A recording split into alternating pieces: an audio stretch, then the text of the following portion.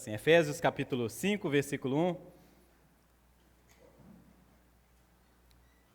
Vou ler o versículo 1 e 2, depois a gente pula para o versículo 21 e depois do 31 ao 32. Efésios capítulo 5, versículo 1 diz assim: portanto, sejam imitadores de Deus, como filhos amados, e vivam em amor, como também Cristo nos amou e se entregou por nós, como oferta e sacrifício de aroma agradável a Deus. Versículo 21 agora: sujeitem-se uns aos outros no temor de Cristo.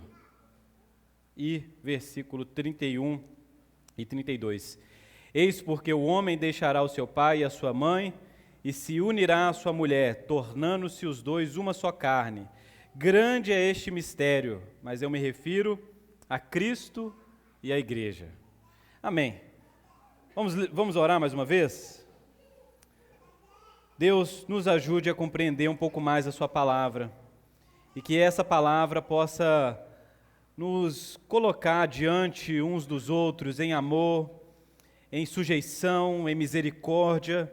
Faça, ó Pai, que esse evangelho, que é Cristo Jesus entregue por nós, seja vida em nós, nas nossas atitudes, ações, na nossa maneira de viver, na nossa maneira de viver a vida familiar, de criar os nossos filhos, de se relacionar com as pessoas, que o evangelho produza em nós mudança, transformação. Fala hoje, ó Pai, nós precisamos do Senhor. Fala hoje, fala mais uma vez. Comunique a nós o teu propósito, ó Pai, para que possamos sair daqui edificados, inspirados a seguir ao Senhor e a manifestar boas obras de justiça e retidão. É o que te pedimos em nome de Jesus, amém. Amém? Nós estamos falando sobre família para a glória de Deus. Obviamente, o texto de Efésios, a carta de Efésios, é uma carta que tem como objetivo principal o evangelho, e isso é muito importante para nós. Apesar do capítulo 5 falar das relações fundamentais, marido e esposa, pais e filhos, servos e senhores, nós precisamos ter isso como um ponto principal, um ponto de partida. A carta de Efésios é uma carta sobre o Evangelho. O Evangelho precisa ser sempre o alvo de todo cristão, o alvo da igreja. E, obviamente, alguns versículos chaves aqui, eles podem nos ajudar, esses versículos que eu li aqui. A primeira coisa é que o desejo de Deus é que sejamos imitadores de Deus, como filhos amados. Imitar a Deus. Cada um de nós precisa se tornar semelhante a Cristo, imitadores de Deus, filhos de Deus. O propósito principal, e aí está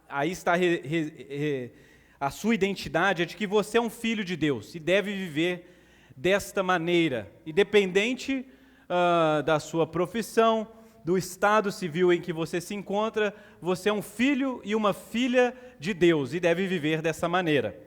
Efésios 5, 21 diz que antes de começar a falar das relações fundamentais, de novo, marido e mulher, pai e filhos, servos e senhores, há algo interessantíssimo aqui, que é a ideia de que nós devemos sujeitar-nos uns aos outros no temor de Cristo.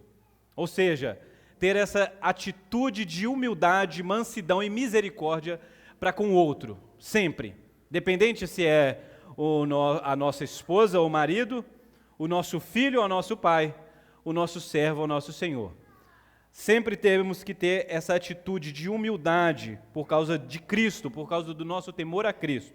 Sujeitar uns aos outros. E, obviamente, o texto começa então a dar recomendações para o casal, esposas e maridos, maridos e esposas, de como, resumidamente, o marido precisa ser como Cristo, a esposa como a igreja, e os dois terem essa relação harmoniosa e que reflete a glória de Deus. Nós vamos voltar em breve a esses textos, mas eu queria dizer algo assim, para a gente já colocar no início já como nosso fundamento aqui, que a família que não tem Cristo e a igreja como ponto de referencial, ou seja, se você tenta imaginar relacionamento conjugal, relacionamento familiar, sem as referências de Cristo e a igreja, você pode até construir uma casa que talvez te proteja de algumas chuvas, que talvez te proteja dos frios,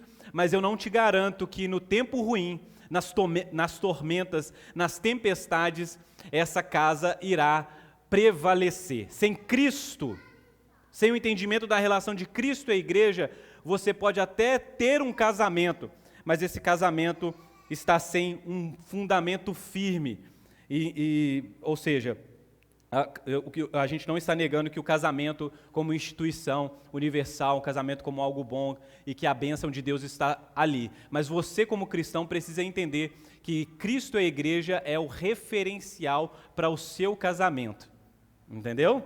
Isso é muito importante, nós vamos desenvolver essa ideia mais adiante. Vamos pensar, casamento, Cristo e a igreja, a gente vai pensar sobre isso aqui, mas vamos pensar no casamento. O casamento é a primeira instituição assim, que existe.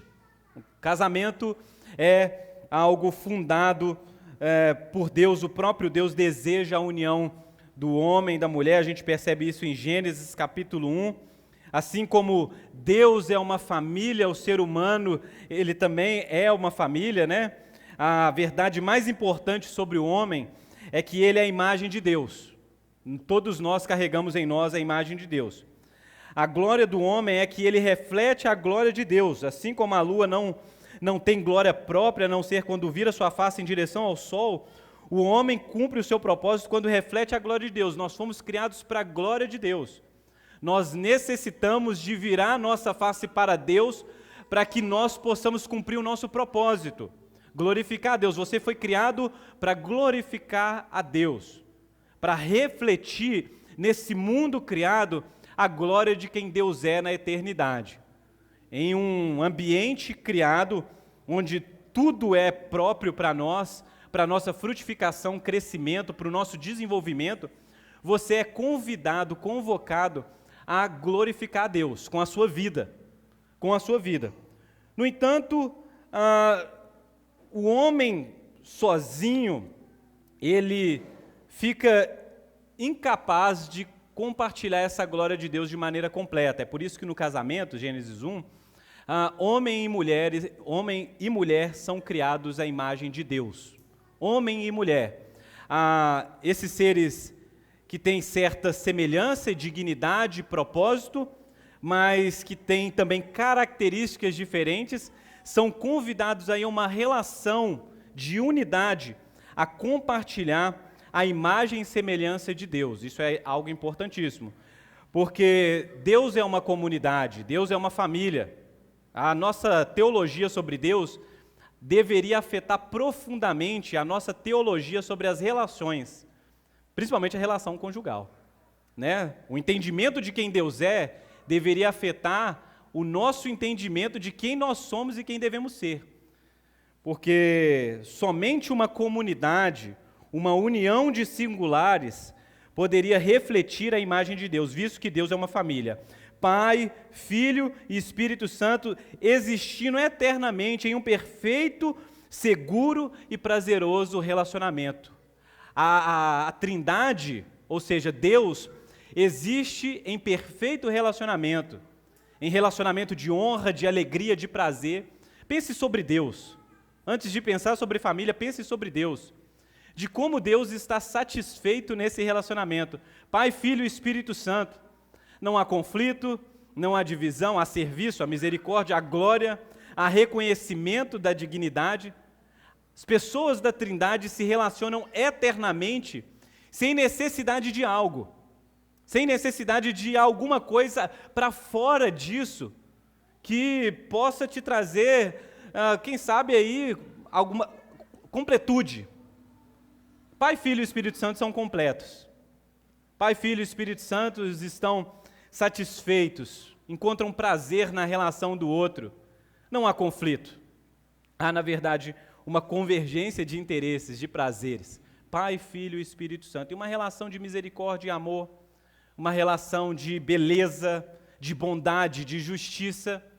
E somente um Deus que é uma comunidade relacional poderia transbordar na criação a sua imagem que agora somos nós, seres humanos, convidados a participar desse relacionamento eterno. O ser humano, quando é criado à imagem e semelhança de Deus, tem em si capacidade completa de se relacionar com esse Deus, bondoso, misericordioso, justo, verdadeiro.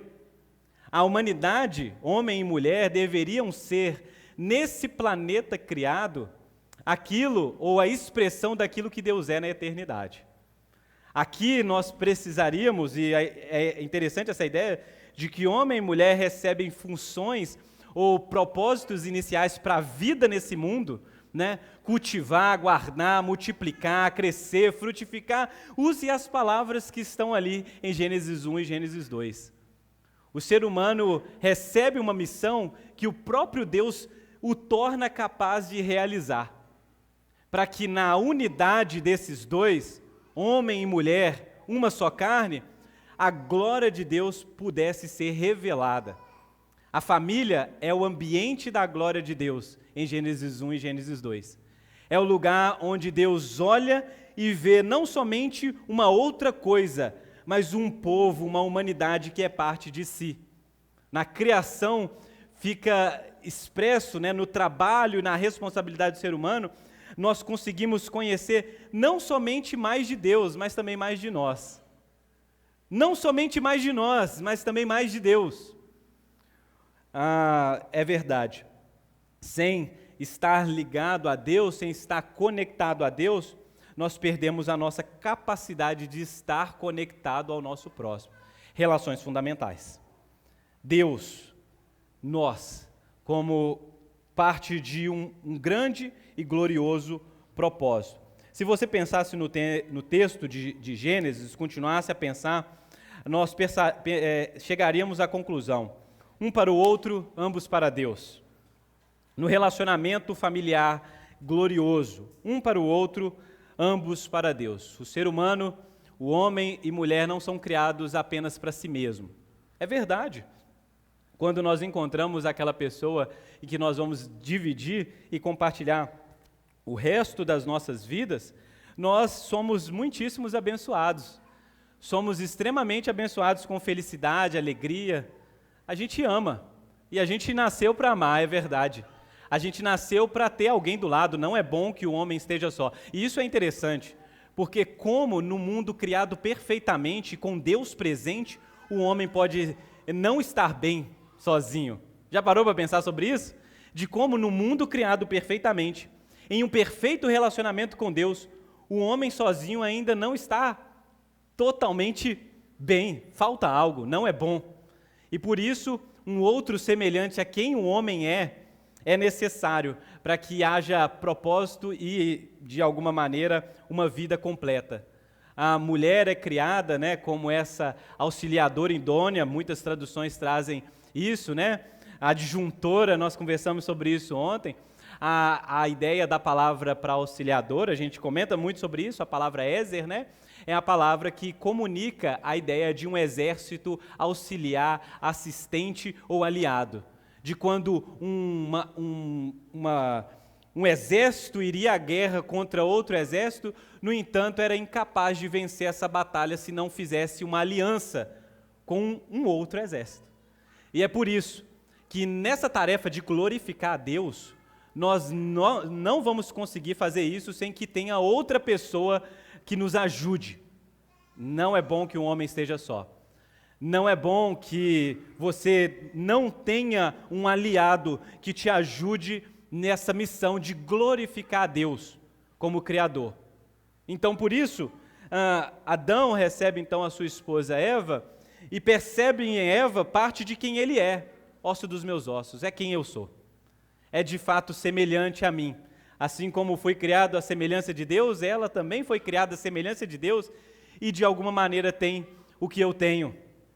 É uma assistente, é uma auxiliadora, e eu sei que essa palavra está talvez fragmentada, deturpada no nosso tempo, mas é uma aliada, alguém que tem força semelhante a mim, que pode me auxiliar e pode me ajudar a glorificar a Deus.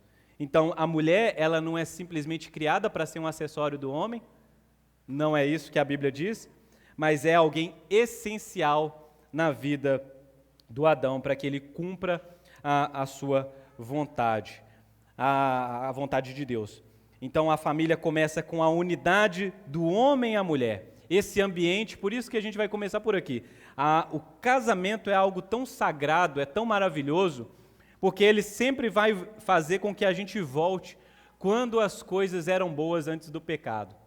De como Deus tinha alegria e cumpria o seu pleno propósito quando homem e mulher se encontravam para uma união. É por isso que nós deixamos pai e mãe, porque é a partir de uma nova família, uma nova oportunidade, ou um novo ambiente onde Deus pode ser glorificado. Isso faz com que a gente pense para além do propósito do casamento, além de sexo, além de, você é minha assistente, você é minha aliada, então vamos ganhar muito dinheiro junto, vamos fazer o nosso nome, vamos conhecer os lugares desse planeta. O casamento, quando visto dessa perspectiva, como o lugar do ambiente onde Deus revela a sua glória, quando visto dessa maneira, faz com que a gente viva para além dos nossos próprios desejos, das nossas próprias satisfações. Nós começamos a ver um propósito maior, nós começamos a entender que Deus deseja glorificar o seu nome através das nossas famílias. Não apenas um lugar do meu prazer, da minha satisfação, mas um lugar de serviço, de bondade, de justiça, de misericórdia, de ser abençoado para abençoar. Quando o casamento é visto de uma perspectiva egoísta, lógico que ele está fadado ao fracasso. Mas quando é visto da perspectiva de que Deus tem um propósito, e o propósito é revelar a sua glória, por meio de brilhar ou refletir a imagem e semelhança de quem Ele é em nós, então a gente ganha um novo fundamento. Amém? Vocês estão me acompanhando aqui? Pense sobre isso. Agora, pense sobre o que Pedro disse, porque não seria uma grande nação, um povo que é feito de muitas famílias? Pensa que as famílias, toda grande nação, grande país, grande povo é feito de muitas famílias, não é isso? Homem e mulher, tem filhos que vão casando e vai crescer nessa grande família, vira uma aldeia, uma tribo, um povo que vira uma nação. E pense sobre essa ideia de nação e de povo como um amontoado santo de famílias. Isso não parece que Pedro está justamente, quando a gente lê 1 Pedro 2, versículo 9 ao 10, que diz: vocês, porém, são geração eleita, sacerdócio real, nação santa, povo, duas palavras, nação santa, povo de propriedade exclusiva de Deus, a fim de proclamar as virtudes daqueles que o chamou das trevas para a sua maravilhosa luz. Antes vocês nem eram povo, mas agora são povo de Deus. Antes não tinham alcançado misericórdia, mas agora alcançaram misericórdia. Quando Pedro pensa na igreja como um povo. Quando Pedro pensa na igreja como essa grande nação. E eu gostaria de pensar a igreja também como essa grande família. Essa família onde nossas famílias vão se juntando umas às outras, até se tornar, de fato, a gente acabou de cantar, uma família diante de Deus. Uma família de gente que recebeu um novo coração, de gente que foi regenerada, de gente que foi alcançada. Talvez a promessa que foi feita a Abraão, de que neles serão benditas todas as nações na terra, e essa promessa cumprida plenamente em Jesus, faz com que a gente repense como nós enxergamos a família. Como deixando de pensar em algo apenas privado, na esfera do eu e a minha esposa, para a gente pensar essa família dentro da grande família de Deus, a igreja. Pensar a nossa família dentro da família de Deus, que é a igreja. Pensar sobre isso é fundamental, porque é isso que Paulo está falando aos Efésios. Eu estou até falando sobre casamento, mas existe algo muito maior do que o casamento entre um homem e uma mulher, e é o casamento de Cristo com a sua igreja. Nós estamos falando de uma coisa aqui, gente, que vai desafiar as nossas compreensões sobre o que é o propósito ou sobre o que é a missão da família. Qual é a missão da família? Qual é a missão da sua família? A missão da minha família é eu ficar casado aqui, no Dia dos Namorados, postar nossas fotos quando a gente era magro, jovem, não é isso? Não é isso. Deus une um homem e uma mulher para que na unidade desses dois diferentes possa haver essa harmonia que busca sempre a glória de Deus. E parece que o texto está dizendo aqui, que Pedro está dizendo, que essa família, ela existe a fim de proclamar as virtudes daqueles que o chamou das trevas para a sua maravilhosa luz. Pense sobre isso, de como a família é um lugar onde Deus proclama as suas virtudes, as suas maravilhas, o seu evangelho, de como cada casa aqui representada nessa manhã de domingo deveria ser um ambiente onde Deus se faz conhecido, onde o evangelho está sempre na nossa boca, a comunhão está sempre na nossa mesa, amor, virtude, verdade, misericórdia, justiça. Nossas famílias deveriam ser assim, mas eu sei que o pecado, ele como um meteoro cai nesse bom plano, e despedaça a nossa compreensão de família e a nossa capacidade de se relacionar. A nossa capacidade de fazer essa coisa básica, inicial, que é o quê? Um homem e uma mulher permanecerem juntos em um propósito. O pecado, ele atrapalha a gente porque faz com que a gente perca essa capacidade, quebra a imagem de Deus e a capacidade de refletir a glória de Deus. Familiares, no entanto, elas deveriam refletir o amor de quem Deus é, o amor daquilo que Deus faz. E nesse sentido, a refletir o amor tem muito a ver com o conceito de amizade, que o C.S. Lewis vai trabalhar no seu livro Quatro Amores. Não é? Eu sei que algumas pessoas aqui da igreja eu já casei, não é isso? Não sei se estão aqui, mas eu sempre vou citando essas coisas ou se você já me viu fazendo alguma cerimônia, o C.S. Lewis aqui é aquele texto que eu sempre uso, não é isso? O Lewis, ele diz o seguinte, que entre amigos existe um fio secreto. O fio secreto que une filmes, livros, arte, música, passatempos, ideias, paisagens que nos comovem mais profundamente. Pausa, pensa sobre isso. Vamos pensar sobre amizade antes de pensar sobre casamento aqui. Os seus amigos, por que você é amigo dessa pessoa? Pensa sobre isso. Porque é tão importante para você manter esse relacionamento. Muitos dos nossos amigos são gente diferente de nós, não é isso? Às vezes torce para outro time, gostos diferentes. Às vezes a pessoa fala alto, você fala baixo, você é mais tímido, a pessoa é mais, como outro dia eu fui acusado de ser um prefeito, né? Não é isso? Às vezes a gente é muito diferente um do outro, no entanto, alguma coisa em particular, um fio, como disse o C.S. Lewis, nos faz estar conectado. São os livros que a gente gosta, eu amo aquela série do Tolkien ou do C.S. Lewis, ou os nossos passatempos, eu adoro, a gente joga videogame junto, ou as músicas, a gente gosta do mesmo estilo musical, e a gente já tem combinado de ir naquele show junto, ou às vezes a vontade de culinária, ou às vezes o desejo de viagem. Eu gosto de viajar, de conhecer os lugares, os parceiros da trilha que tem aqui na igreja, não é isso? Às vezes essas coisas comuns fazem com que amigos se encontrem e fiquem vinculados, talvez aí o resto da vida. Quando encontramos outra pessoa que compartilha conosco dessa mesma ligação, há um potencial para verdadeira amizade, caso seja nutrida pela transparência e constância. A amizade, ela não precisa só ter algo em comum, ela também precisa ter transparência e constância.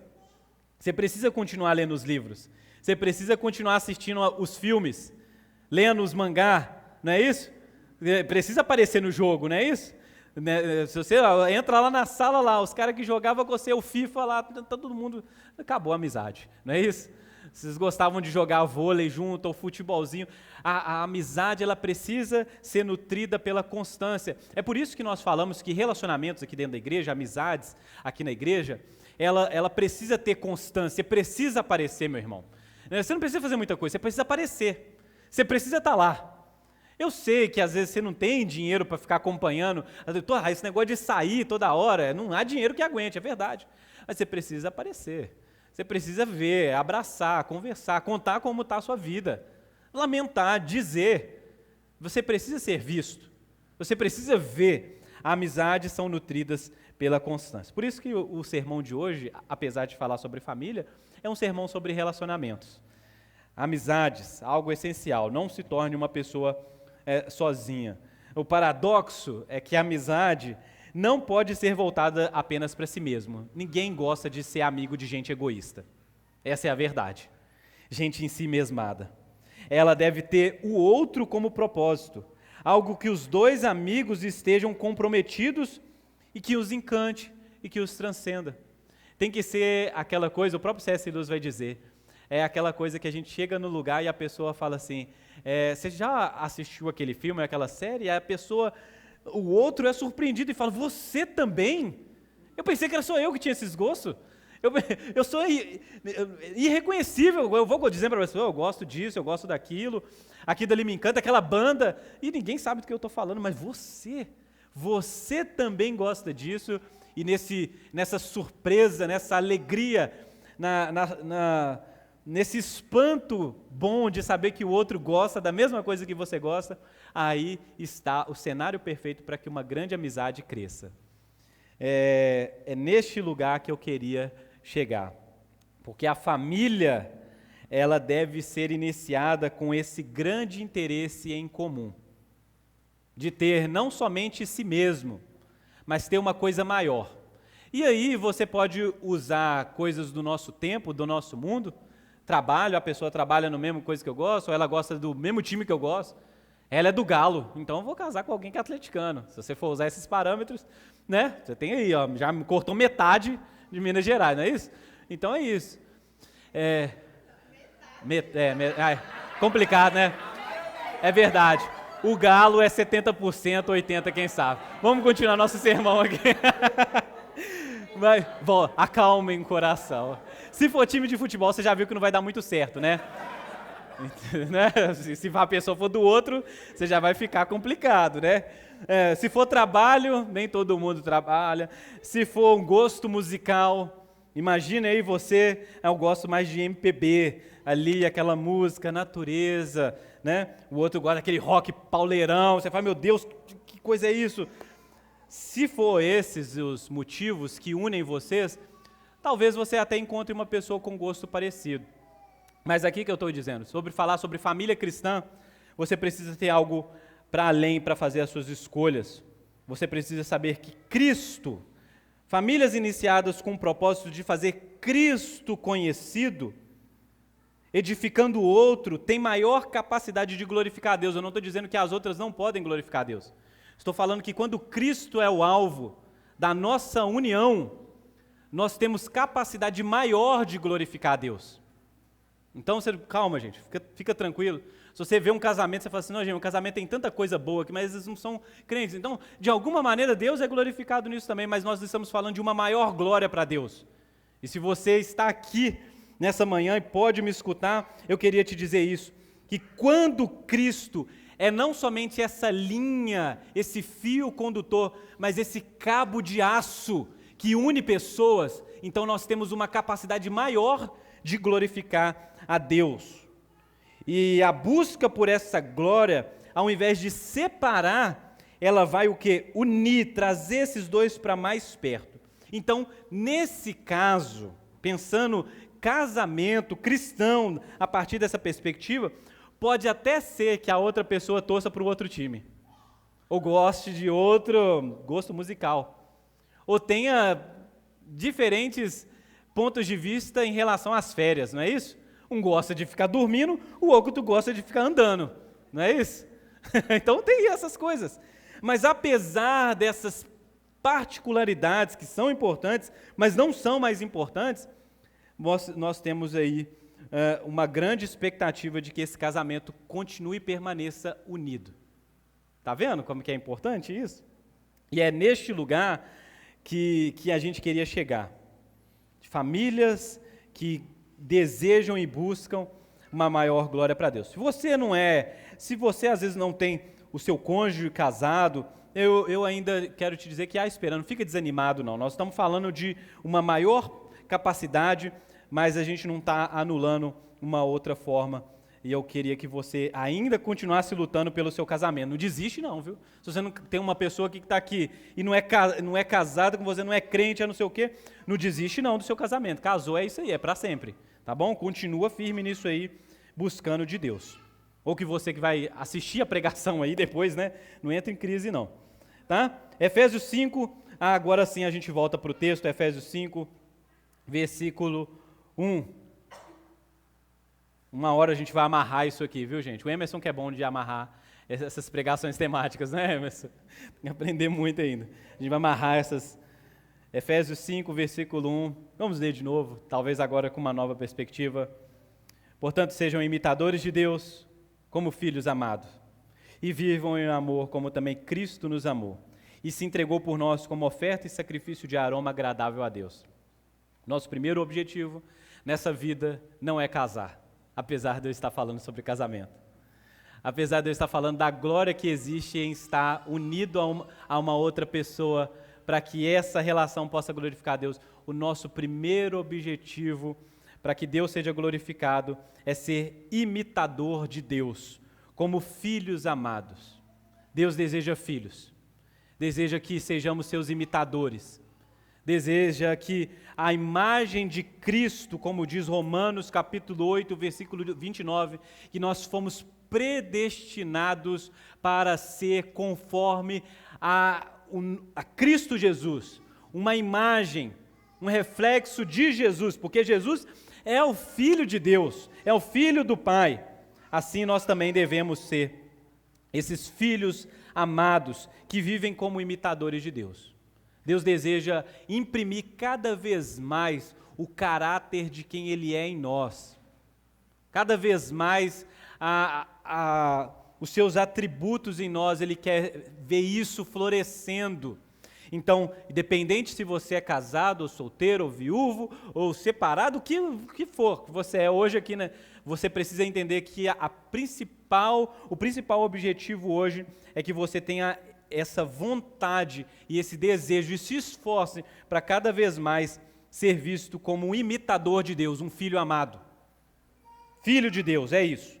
Por isso, você não pode usar esse sermão de hoje como desculpa para sair loucamente tentando arranjar a sua cara metade. Segura aí, não é isso? Meu Deus, eu preciso arranjar alguém para glorificar a Deus de maneira maior. E calma, primeira coisa que você precisa é viver como um filho de Deus, que em Deus tem quem você precisa de verdade. Alguém que te entende, alguém que te ama, alguém que tem capacidade de suprir todas as suas necessidades, sejam elas físicas, emocionais, em Deus, porque dessa maneira você nunca será uma pessoa carente, nunca será uma pessoa que vai transferir para o relacionamento, seja esposa ou filho, uma dependência, uma responsabilidade para eles que somente Deus pode fazer na sua vida. Isso é importantíssimo, para que você não coloque um fardo pesado demais no outro, que somente Deus pode lidar com isso. Está vendo? Você precisa primeiro ter uma boa consciência da sua identidade, de quem você é em Deus. Amém? Por isso nós devemos trabalhar para que essa nova natureza, né, a natureza do novo convertido, a natureza daquele que é nascido de novo, cresça e nos ajude a viver nesse mundo em testemunho do Evangelho. No entanto, se tornar filho de Deus, imitador de Deus, só será possível se com a ajuda do Espírito Santo, isso é óbvio, o texto de Efésios vai dizer isso, de que nós precisamos nos encher do Espírito Santo para frutificar em toda boa obra, mas também é uma outra coisa aqui que às vezes a gente não entende, é de que na jornada para se tornar imitador de Deus, seguidor de Deus, discípulo de Jesus, nessa jornada nós não seremos perfeitos ou bem-sucedidos sem a ajuda de alguém. E é por isso que amigos se fazem necessários. Pessoas do nosso lado se fazem necessário. Porque esse outro, que também é imagem e semelhança de Deus, pode nos ajudar a pensar mais profundamente sobre o nosso propósito. Essas outras pessoas podem nos corrigir em nossas fraquezas, em nossos pecados, em nossas faltas. Nós podemos encontrar no outro um auxílio, um tipo de alguém que pode nos assistir, pode nos ajudar, pode orar junto, pode escutar os nossos pecados, as nossas falhas, alguém que pode nos incentivar, alguém que pode celebrar quando a gente crescer, quando a gente amadurecer. O Evangelho não nos exime de ter uma vida em comunidade, uma vida junto com pessoas. Por isso que a amizade é esse primeiro lugar onde nós somos abençoados com o outro, apesar do outro. Não é isso? Apesar do outro. Nós percebemos que esses amigos podem sim nos ajudar a ser filhos de Deus, ao mesmo tempo em que nós ajudamos eles também. Perceba que isso aqui não é uma coisa sobre nós, mas é sobre qual é a nossa missão, de como nós temos um papel e uma responsabilidade para aquelas pessoas que estão à nossa volta, aqui na igreja, lá no seu trabalho, na sua casa, mas que essas pessoas também podem contribuir para que Deus seja formado em você, para que você tenha uma vida mais santa. Sem o outro, se tornaria impossível. Então, ninguém foi chamado aqui para andar sozinho. É óbvio que chega um determinado momento em que você descobre que, dentre os seus pretendentes para o casamento, estão ali os seus melhores amigos. Né? Eu sei que no mundo a gente fala assim, não, amigo não casa não, porque esse homem é meu amigo. Mas tinha pessoa melhor para ser o seu marido, a sua esposa? Tem alguém melhor que alguém que te conheça, que compartilha de muitas das coisas que você já tem interesse, de gente que já te auxiliou sem interesse, mas agora começou a surgir essa chama da paixão? Eu quero dizer para você que me escuta aqui ou que me assiste depois, de que os nossos melhores pretendentes estão no meio dos nossos melhores amigos. Eu posso dizer isso de experiência própria, não é um sermão sobre mim, mas eu gosto de dar esse testemunho, né, de que eu e a Carla, na nossa antiga igreja, trabalhávamos juntos para que o Evangelho pudesse ser formado nas pessoas que estavam do nosso lado. Eu tinha uma célula lá que tinha um tanto de gente e eu mal dava conta de mim e dos meus amigos, e aí quando eu me vi que eu precisava de alguém para me ajudar. E aí, se fosse uma mulher, é melhor ainda, porque a mulher podia cuidar das outras mulheres lá. E a Carla era uma mulher muito séria, amava Jesus, era crente há mais tempo do que eu, né? E aí eu pensei, por que não convocar ela para essa missão, de me ajudar? E a gente começou então a trabalhar juntos, conversas sobre como a gente poderia ser mais eficiente cuidando daquelas pessoas. E nos nossos amigos que nós cuidávamos dele ali, ajudávamos, o burburinho começou por eles. Será que tem alguma coisa entre o Tiago e a Carla? Quando isso chegou no meu ouvido, eu fiquei extremamente com medo. Porque eu falei assim, se a Carla descobrir que esse negócio está acontecendo, ela vai confundir a amizade. Não é isso que a gente diz? Vai confundir a amizade, e aí eu vou perder essa coisa boa que é ter a Carla do meu lado, as conversas, o planejamento, estar com as pessoas, e aí vai tudo acabar. E outra coisa, eu respeitava muito ela, porque eu sabia que ela era uma pessoa muito séria. E era muito séria mesmo. Quem conhece a Carla de perto sabe que ela tem essa cara assim, ó, né, muito séria. Eu falei, gente do céu, não vou brincar com essa menina não deixa essa coisa acontecer. E os meses foram passando, né, meses mesmo, até que a gente começou, essa vontade de conversar começou a aumentar, né, e as conversas eram sempre conversas produtivas sobre Deus, sobre a Bíblia, até que um dia, eu lembro naquela época, a TIM tinha uma promoção, era 25 centavos a ligação ilimitada. Vocês lembram disso? Eu carregava ali por mês ali, quem sabe R$10, né, de crédito, daria para passar todo mês, né, não tinha um WhatsApp, né, a gente se encontrava pessoalmente, né, para ter as conversas, e o crédito estava acabando, e eu falei, eu tenho uma ligação, né, vou ligar para ela, né, e a conversa que começou, eu não me lembro bem se era 8 ou 9 horas da noite, Estava terminando os 5:30 da manhã, com o carregador na tomada, aquela coisa quente, eu lembrando que qualquer hora aquilo podia explodir, e eu tinha que pegar serviço 7 horas da manhã. Me questionei, será que eu estou gostando dela? Será que talvez, né? E aí foi assim que começou. Eu percebi que eu gostava de falar com ela. De todos os meus amigos mais próximos assim, que eu andava de skate, eu ia para a igreja, mas eu adorava fazer essas coisas. Mas eu gostava de conversar mesmo muito tempo era com a Carla. E eu falei assim, vai que é, né? Vamos conversar, né? E a gente começou a conversar, falei para ela, ó, eu acho que eu estou gostando de você. E aí a gente começou a perceber que esse carinho, essa afetividade, ela nasce num ambiente onde a gente deseja a mesma coisa, se tornar filho e filha de Deus. E aí a gente começou a pensar sobre isso, de como que essa relação era uma bênção de Deus, mas tinha um propósito maior. E isso nunca foi uma dúvida para mim e para ela. Eu falei com ela, quando a gente começou a namorar, eu falei, você sabe, né? Eu gosto de pregar, ir nas igrejas, converso com esse tanto de gente. Você está preparada para isso? E ela estava preparada para isso, mais do que eu pensei ainda, né?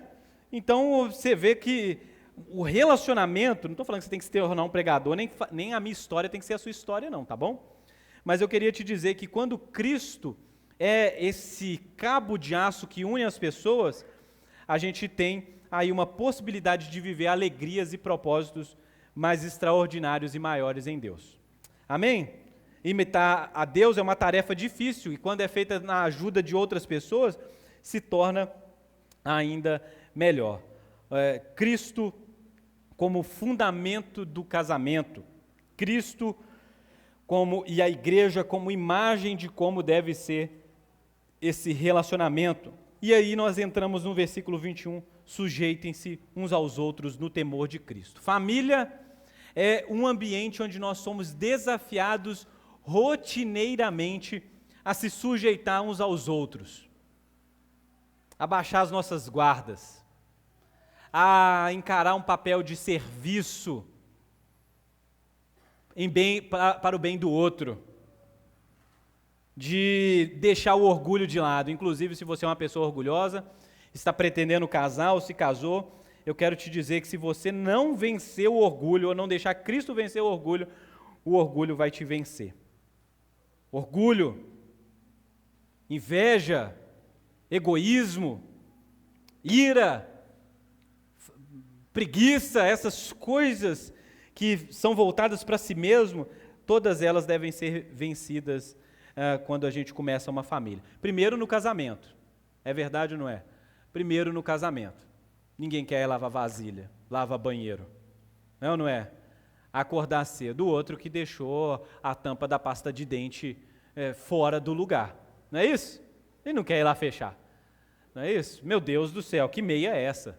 Eu não vou lavar isso, não é isso? A gente o tempo todo, eu arrumei a casa toda e a pessoa não falou um obrigado, não, que legal, tá cheirosa a casa, miserável, não vou fazer isso mais. O tempo todo a gente é desafiado a vencer os nossos gostos, as nossas preferências e deixar isso.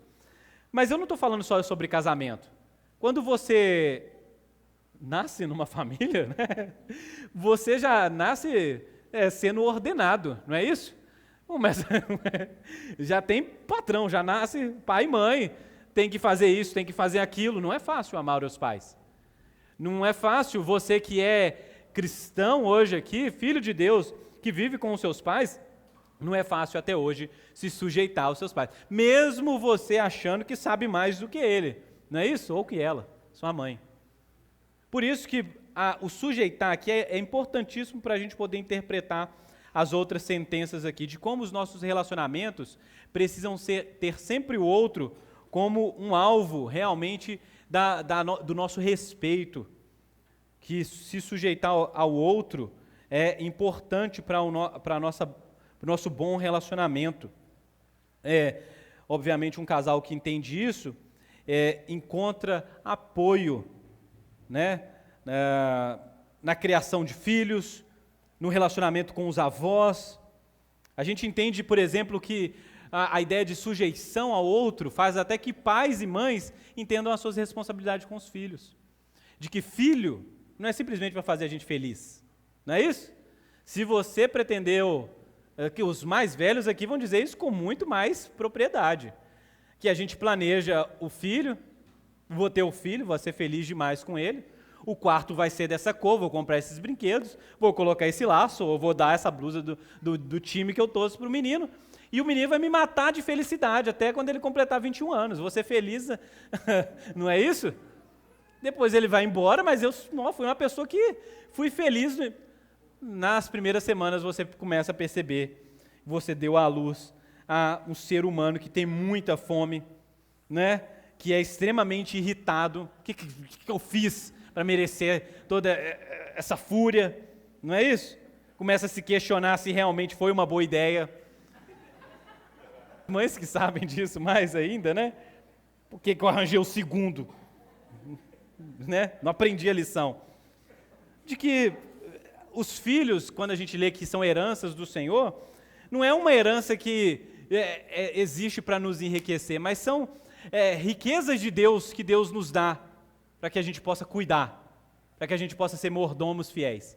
Os nossos filhos, se a gente entendeu esse princípio de que eles são de Deus, então nós vamos tratar eles como de Deus e cuidar como se eles fossem realmente de Deus, e para Deus nós fôssemos prestar contas um dia, de que Deus nos deu os nossos filhos, mas que nós cuidamos deles com diligência, sabedoria. Inclusive, eu acho que esse papel de criar filhos do pai e da mãe é um papel de discipulado, de que nós discipulamos nossos filhos. Nós não apenas criamos, tornamos eles fortes e saudáveis, mas preparamos eles, não simplesmente para a vida. Inclusive, esse assunto é tão amplo que deveria ser uma série aqui para a gente, quem sabe um dia. Mas, às vezes a gente pensa em filho assim, eu quero que o meu filho nasça na melhor maternidade, coma das melhores coisas, as melhores roupas. Qual que é as melhores roupas aí, mães? Qual que é as melhores marcas aí, que a gente não consegue comprar? Carter. Carter mesmo, de carro? Meu Deus do céu, eu não sei, mas tem as roupas aí que o pessoal fica olhando e tal. A gente pensa nisso. A melhor escolinha, não é isso? A melhor escolinha, a melhor escola, a melhor faculdade, o melhor curso, o inglês, o balé, a natação. Nós nos preocupamos com coisas importantes para a vida, para os nossos filhos. Nós queremos o bem para eles. No entanto, a gente esquece de algo fundamental. Como pessoas que têm Cristo como o seu tesouro maior, nós esquecemos de compartilhar Cristo com os nossos filhos, de criar os nossos filhos para a glória de Deus. O que significa criar um filho para a glória de Deus? Seu filho falar inglês, alemão, francês? Isso aí qualquer pessoa do mundo pode fazer. Não precisa ser crente para isso. Você não precisa ser cristão para o seu filho falar um bom português, estar na melhor escolinha, ser um bom atleta. Isso aí qualquer ímpio consegue fazer com o seu filho. Não exige grandes capacidades. A pessoa só precisa ser um pai e uma mãe normal. Isso é o normal. Mas criar filhos para a glória de Deus é se esforçar ao máximo para transmitir a fé que é tão valiosa para você, para os seus filhos. Isso vai te exigir, então, ler as Escrituras para ele, fazer com que ele ame Jesus, ame a igreja não seja um inferno para o seu filho. Eu odeio ir para a igreja, porque na igreja a gente vive uma coisa que a gente não vive na nossa casa. Está vendo? E aí os nossos filhos, eles não conseguem perceber que o que nós temos de mais valioso no mundo, nós estamos entregando para ele. E pasme, não é ele torcer para o seu time de futebol, como eu já falei aqui, mas é ele ter Cristo como esse tesouro. Imagina sobre isso. Inclusive tem a história do Spurgeon, do Charles Spurgeon, que é interessantíssima. Ele fala da experiência que ele teve com a mãe dele nos domingos de jantar. a mãe dele sentava na mesa com os filhos e abria porções das Escrituras e começava a ensinar para os seus filhos sobre as Escrituras e como eles poderiam aplicar ao coração aquela verdade.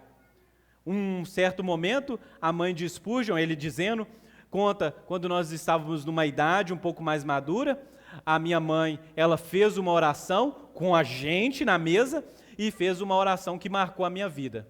Deus, eu fiz tudo para transmitir a fé para os meus filhos, eles sabem qual é a verdade do Evangelho, a partir de agora, se eles decidirem tomar um outro rumo na vida deles e não escolherem a Ti, mas qualquer outra coisa, a minha alma testemunhará contra eles no julgamento final.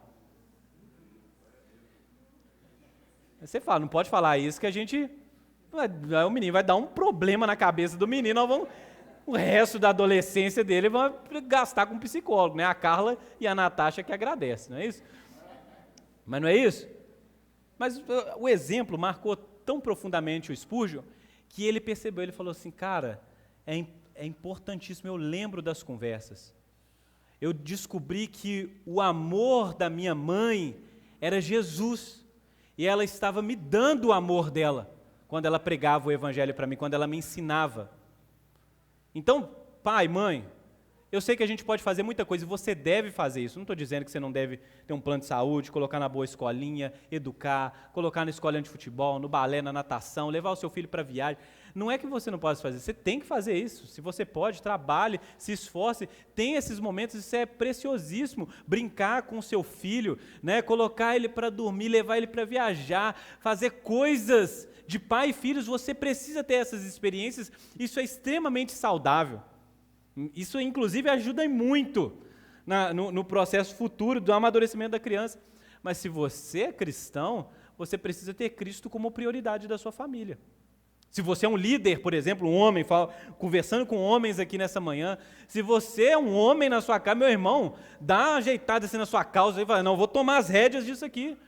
Pode deixar que eu vou ler a Bíblia aqui nessa casa, eu vou orar, vou ensinar, vou orar pela minha esposa, vou pensar, vou pegar a palavra de domingo, nós vamos fazer aqui culto familiar, devocional, não pode deixar que outros façam isso. Nós estamos perdendo as nossas responsabilidades e perdendo a oportunidade de glorificar a Deus por meio das nossas relações familiares, sejam elas conjugais, sejam elas de criação de filho, e tanta coisa que eu deveria dizer aqui nessa manhã. É verdade, o apóstolo Paulo vai falar sobre como o marido deve amar a igreja, deve se sacrificar, o marido deve amar sua esposa, assim como Cristo ama a igreja, deve se sacrificar, deve tratar ela como parte de quem ela é, não fazer mal a ela, a mulher também precisa honrar o marido, e ele vai falar muitas coisas importantes aqui, você pode ler o texto na sua casa, tenho certeza que a partir da perspectiva correta, você não vai ver isso aqui de uma maneira errada, não há problema nenhum em se sujeitar ou se submeter um ao outro. Eu sei que hoje em dia parece que é uma ofensa a gente falar que a gente tem que se sujeitar ao outro, não, porque nós somos iguais, nós não tem esse negócio de baixar a cabeça para ninguém, só para Deus. Continua assim. Versículo 31 e 32 diz, e porque o homem deixará o seu pai e sua mãe, e se unirá à sua mulher, tornando-se os dois só uma carne. Grande é esse mistério, mas eu me refiro a Cristo e à igreja. Vamos pensar sobre como Cristo e a igreja precisa estar no nosso alvo ali, para que nós possamos ser família, para que nós possamos, assim como nós vivemos aqui no domingo, nós possamos viver nas nossas vidas familiares também, em um culto, em adoração, em entrega a Deus. Que as nossas famílias sejam ambientes onde Deus é adorado, proclamado, onde servir, meus irmãos, e olha só, isso é muito fácil, você vir no domingo e faz uma atividade aqui, uma outra lá, você executa uma atividade para um desconhecido, ou uma pessoa que tem pouca intimidade, apesar da gente desejar que isso cresça cada vez mais, mas na nossa casa a gente não faz a mesma coisa. Inclusive, eu seria extremamente incoerente se aqui eu tivesse bons sermões, bons ensinos, e não pudesse compartilhar da mesma riqueza com os meus familiares. Então a gente às vezes terceiriza o nosso culto e faz ele só no domingo aqui e ao longo da semana a gente esquece de que nós deveríamos perpetuar o que acontece aqui.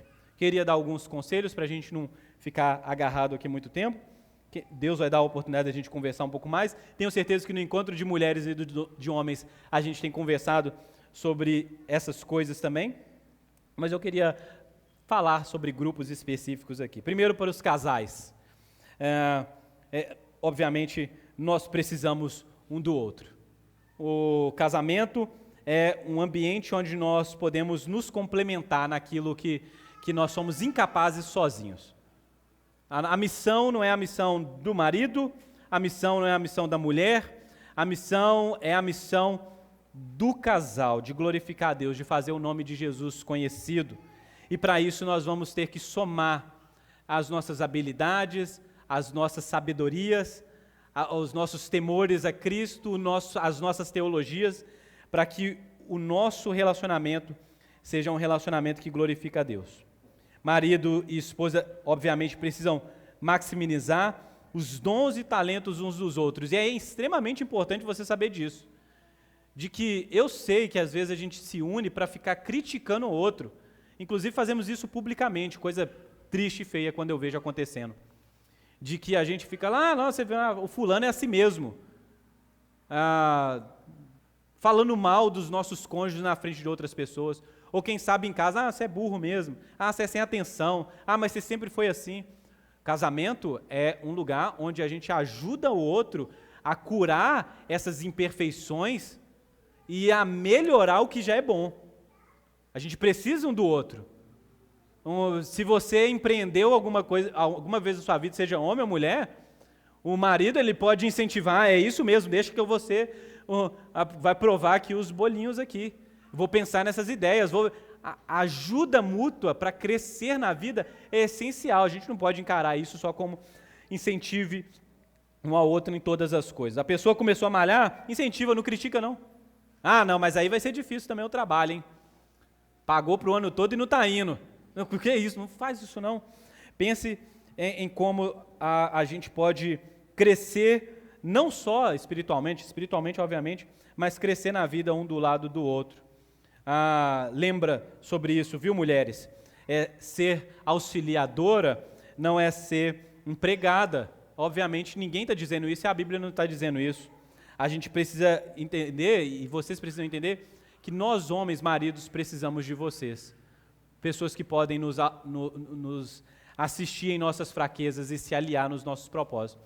O texto não exclui a possibilidade de que o homem também precisa auxiliar a sua esposa. Se você ler Efésios, você vai perceber que a sujeição, a submissão é mútua. Se você deveria se sujeitar ou se submeter ao outro, deveria também fazer isso de certa maneira, a sua mulher também. Muitas vezes nós homens somos orgulhosos, não sabemos escutar, principalmente quando a gente está errado, não é isso? Mas a gente precisa entender que Deus une um casal a fim de que esses se auxiliem mutuamente. E a criação de filhos, ela não deve ser apenas vista como procriação. Vamos encher a terra de menino. Não, mas ela deve ser vista como uma oportunidade de discipulado, como eu disse aqui. Nunca se esqueçam, se vocês não sabem nada sobre Cristo e a igreja, vocês têm pouca base para construir o casamento de vocês. Estudar a Bíblia junto, conhecer sobre boa teologia, sobre Cristo, sobre a igreja, será fundamental no seu casamento. Será de onde nós iremos tirar nossas forças para perdoar, para permanecer, para servir, para agir em bondade, para corrigir Cristo e a igreja. Se você se dedicar em qualquer outra coisa na sua vida, você até será bem-sucedido nisso e talvez fracassará no seu casamento. Mas seja um conhecedor de Deus.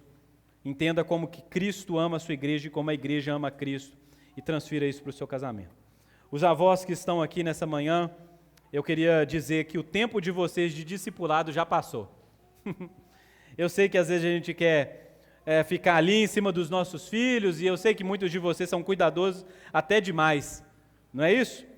E às vezes até interferindo na nova vida familiar. Libere os seus filhos, deixem que eles sejam família, que eles tenham as suas experiências. A única coisa que você pode fazer é influenciar pelo exemplo.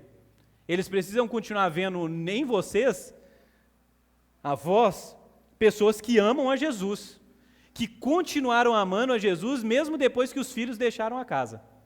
Isso será de grande proveito para eles, para os seus netos, para que seus netos conheçam não apenas histórias de como você viveu a sua juventude, o que você trabalhou, que esporte que você fez, as aventuras, os lugares, mas que os seus netos olhem e vejam que você está vivendo uma vida longa diante de Deus. Isso será um grande testemunho. Deixe os seus netos verem em olhos cansados da vida um vigor por Jesus.